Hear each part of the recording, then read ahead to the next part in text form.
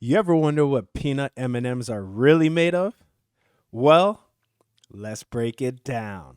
So the first ingredient is milk chocolate, and that's derived from sugar, which is a sweet crystalline substance used as a sweetener for drinks and foods. Then we have cocoa mass, also known as cocoa liquor. It's produced by grinding cocoa beans into a liquid state. It serves as the starting point for various chocolate products. Next, we have milk ingredients. This is an umbrella term for any component of milk that has been isolated or milk itself that has been altered in some form. So the chemical state of these products has not been altered, by the way. Next, we have cocoa butter. This is the fatty component of the cocoa beans. It is mechanically extracted from the cocoa liquor via pressing. Next is lactose.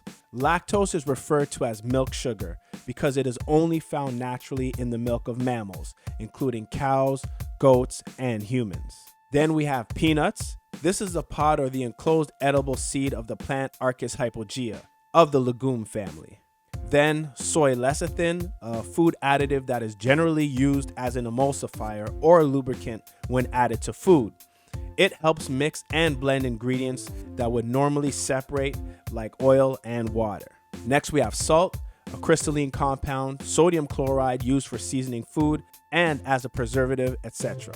Then there's flavor, any substance used to add flavor to consumables produced from animals or raw vegetable materials.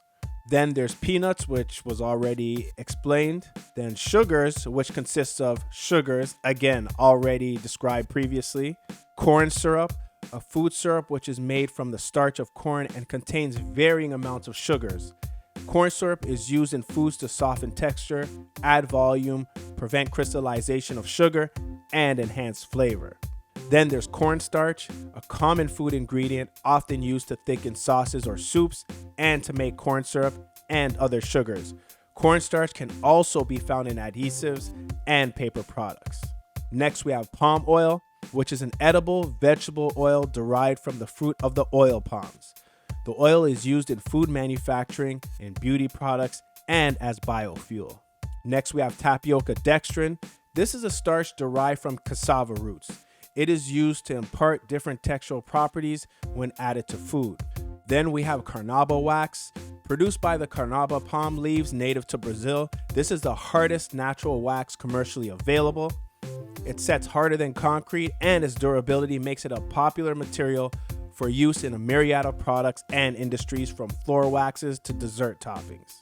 Then we have gum acacia, also known as gum arabic. This is a gum that is exuded from certain trees, which tends to make people feel full, so they may stop eating earlier than they otherwise would. Next is titanium dioxide, an ingredient used to whiten many food products in addition to cosmetics, paint, and paper products.